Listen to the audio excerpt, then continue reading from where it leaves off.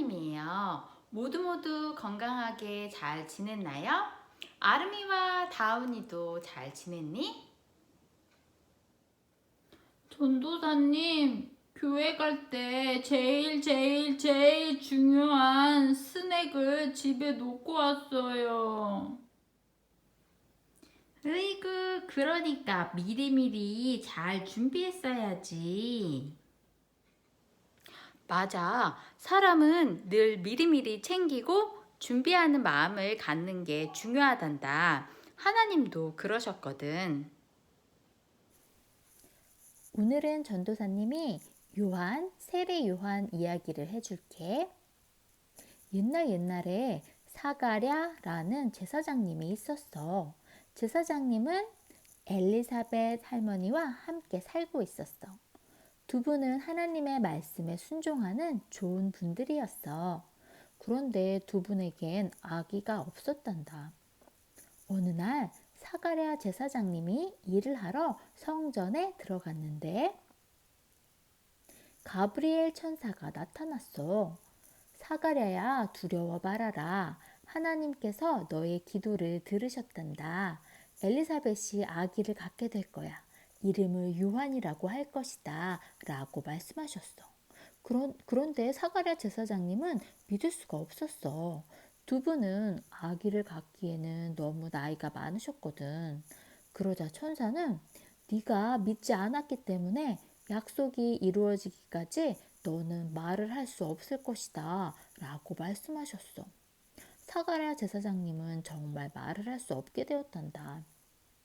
얼마 후 엘리사벳 할머니에게 정말 아기가 생겼어. 그리곤 아들을 낳았지. 이름을 요한이라고 하기로 했던 바로 그 아기 말이야. 사람들이 아기 이름을 물었지만 제사장님은 말을 할 수가 없었어. 그래서 제사장님은 화이트보드 같은 데에 글자로 쓰셨단다. 아기 이름은 바로 요한이라고 말이야.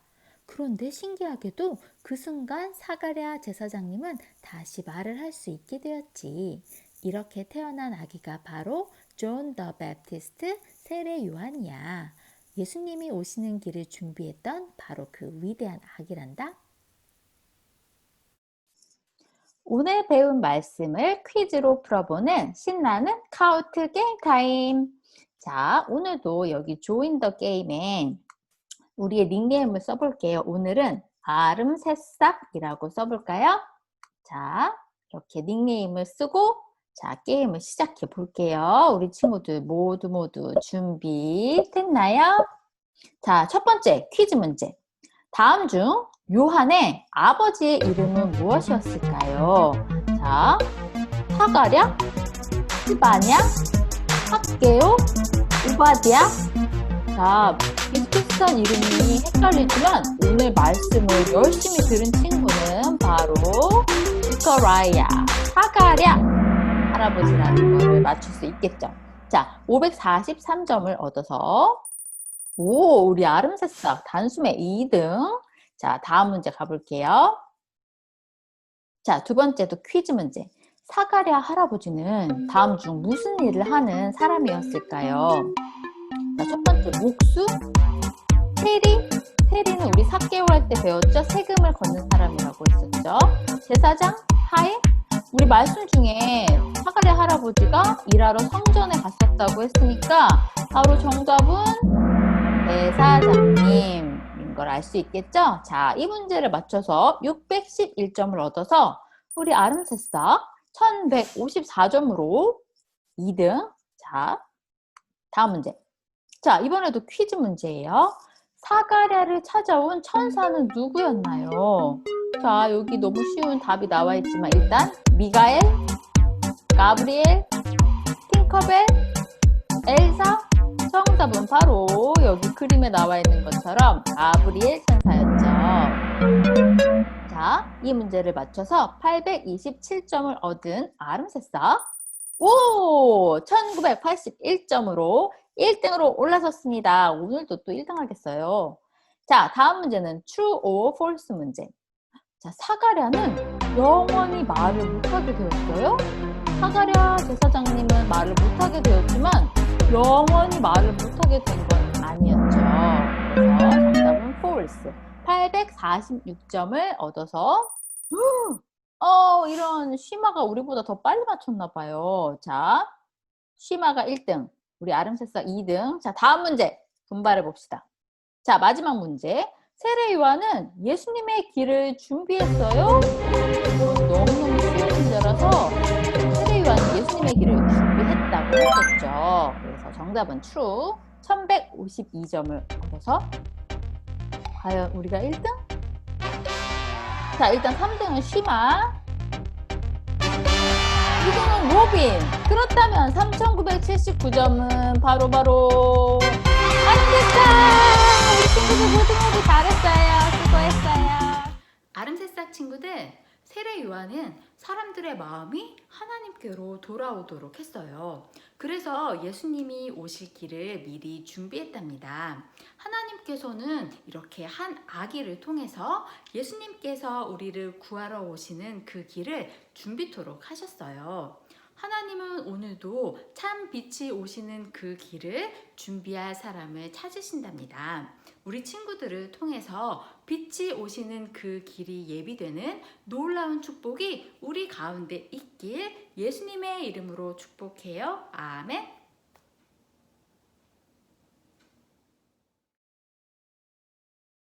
하이, 아르키 친구들 한 주간 잘 지냈나요? 우리 이 시간에는 성탄의 약속이란 제목으로요, 말씀을 드릴게요. 우리가 매일 읽는 하나님의 말씀은요, 성경책은 한 권이지만 이 성경책은요, 두 책으로 나눌 수가 있답니다. 하나는 구약이라 부르고요, 또 하나는 신약이라고 부른답니다.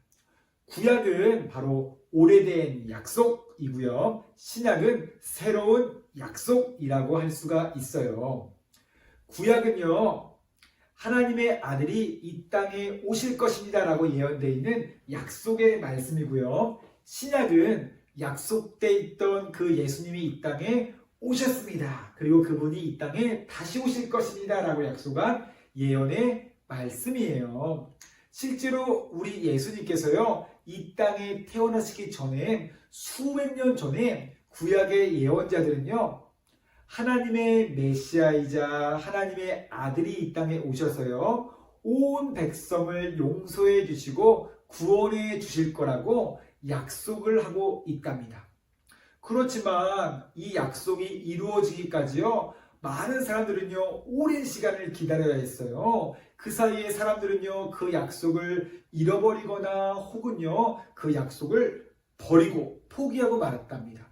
그러나 때가 되니까 바로 하나님의 때에 그 약속은 예수님께서 이 땅에 태어나심으로 다 이루어지게 되었어요. 바로 구약의 말씀이 우리 예수님의 탄생을 통해서, 성탄을 통해서 다 이루어지게 된 것이랍니다.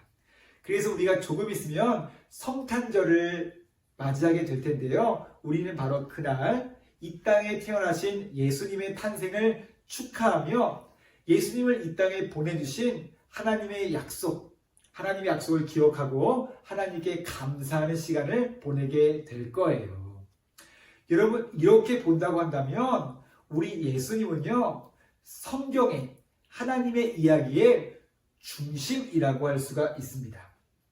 다시 말하면 구약의 첫 번째 책인 창세기부터 신약의 마지막 책인 요한계시록에 이르기까지 이 모든 하나님의 이야기는요, 바로 우리 예수님에 대한 이야기라고 할 수가 있는 거예요. 바로 우리 예수님은요, 구약에 약속된 모든 말씀의 중심이라고 할 수가 있다는 것이지요. 여러분, 그렇게 본다면 우리 예수님은요, 우리의 삶에도 중심이시자 주인공이 되셔야 돼요.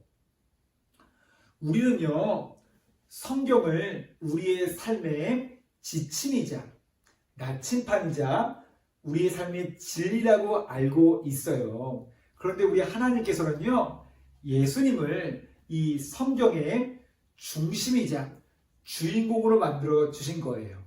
그래서 예수님은요, 우리의 삶에도 내 삶에도 중심이시자 주인공이 되셔야만 하는 것이지요. 또 예수님은 이 땅에 오심으로 하나님의 모든 약속을 이루어 주셨답니다. 다시 말하면요, 그분이 이 땅에 탄생하신 순간부터 십자가에 못 박혀 죽으시기까지요, 그분의 삶을 통해서요, 성경의 모든 약속들을 하나하나 이루어 주신 거예요. 여러분, 이렇듯 우리 하나님은, 우리 예수님은 참으로 신실하신 분이에요. 한 번 하신 약속을요, 반드시 이루어 주시는 분이랍니다. 많은 사람들은요, 성경에 약속된 메시아가 오기까지를요, 오랜 시간을 기다려만 했어요. 기다리고 또 기다리다가 결국 하나님의 때에, 하나님이 원하시는 때에 예수님을 보내주심으로 그 모든 약속을 이루어 주셨던 거예요. 여러분, 하나님께서 우리와 하시는 약속도 똑같답니다. 때로는요, 그 약속이 내가 생각했던 것보다 더 오래 기다려야 될 때도 있어요. 그러나 중요한 것은 하나님의 약속은 하나님의 때에 반드시 이루어진다는 사실이에요. 여러분, 꼭 기억하세요. 하나님의 약속은 하나님의 때에 반드시 이루어진답니다. 여러분, 그런데요, 성경에는요, 아직 이루어지지 않은 하나님의 말씀, 예수님의 약속이요, 한 가지가 남아있어요. 그것이 무엇인가 하면요, 바로 예수님께서 이 땅에 다시 오시겠다 하신 바로 그 약속이에요. 마치 2000년 전에 예수님께서 베들레헴에 오셨던 것처럼요, 예수님은 언젠가 우리를 만나시기 위해 다시 이 땅에 오실 거예요. 그러나 그때가 언제인지는요, 아무도 알 수가 없어요. 많은 사람들은요, 그때를 기다리고 기다리다가 때로는요, 그 약속을 잃어버리거나 그 약속을요, 버리기도 해요. 그러나 여러분들, 이 약속은요, 하나님의 약속이기에, 하나님의 때에 반드시 이루어진다는 사실을 여러분 믿을 수 있기를 바랍니다. 예수님은요, 바로 하나님의 때에 이 땅에 다시 오시게 될 거예요. 우리는 그때가 언제인지 알지는 못하지만요, 그 하나님의 약속을 우리가 꼭 붙들고요, 그분이 다시 오실 때까지 하나님을 기쁘시게 하는 삶을 살아야 될 거예요. 이 약속을요, 꼭 붙들고 늘 하나님을 기쁘시게 하는 삶을 살며 그 다시 오실 예수님을 기쁨으로 맞이할 수 있는 아름키리 친구 될 수 있기를 예수님의 이름으로 축복합니다. 사랑하는 아름팀 친구 여러분, 반갑습니다. 오늘 우리 함께 나눌 말씀은 베드로전서 4장 7절과 8절 말씀인데요. 오늘 말씀을 우리 다 같이 읽어보겠습니다. 만물의 마지막이 가까이 왔으니 그러므로 너희는 정신을 차리고 근신하여 기도하라. 무엇보다 뜨겁게 서로 사랑할지니 사랑은 허다한 죄를 덮느니라. 아멘. 오늘 말씀에서는 마지막 시대를 살아가는 우리가 이 마지막 때를 보내며 어떤 모습으로 살아가야 할지 말씀하고 있어요. 여러분, 우리가 살아가는 이 세상은 영원할 것 같지만 반드시 이 세상은 끝이 있죠. 여러분, 그러면 언제 이 세상이 끝이 날까요? 우리는 그때를 알지 못하지만 분명한 것은 예수님께서 다시 이 땅에 오시면 이 세상이 끝이 난다는 거예요. 예수님께서 처음 이 땅에 오실 때는 너무나 연약한 힘없는 어린 양의 모습으로 오셨지만 이 세상에 다시 오실 때는 하늘과 땅의 모든 힘과 권세를 가지신 심판주의 모습으로 오실 거예요. 그리고 이 땅에 있는 모든 악한 것과 악한 사람들을 심판하실 거예요. 여러분, 이 세상의 모습을 보면 성경에서 예언하고 있는 이 세상 마지막 때의 모습이 하나씩 하나씩 드러나고 있죠. 하나님을 예배하기 싫어하고 하나님을 찾지 않아요. 사람들이 모이는 것을 싫어해요. 그리고 가장 뚜렷하게 나타나는 것이 사랑이 식어진다는 것이죠. 다른 사람들의 일에 관심이 없고 자기 자신만을 위해서 살아가는 것이죠. 여러분, 이러한 시대를 살아가며 우리는 어떤 모습으로 살아야 할까요? 오늘 7절을 말씀해 보니까 만물의 마지막이 가까이 왔으니 그러므로 너희는 정신을 차리고 근신하여 기도하라, 이렇게 말씀하고 있어요. 여기서 정신을 차리고, 이 말은 잠에서 덜 깬 친구에게 야, 정신 차려 할 때 쓰는 그런 의미의 말 말고 정확하게 지혜를 가지고 이런 의미예요. 마지막 때가 다가올수록 우리는 지혜를 가지고 앞에 일어날 일을 바라보며 기도해야 한다는 것이죠. 이어서 8절 말씀해 보면 우리에게 가장 중요한 것이 무엇인지에 대해서 말씀하고 있는데 무엇보다도 서로 뜨겁게 사랑하라 라고 말씀하고 있어요. 마지막 때 우리에게 가장 중요한 것은 바로 서로를 뜨겁게 사랑하는 거예요.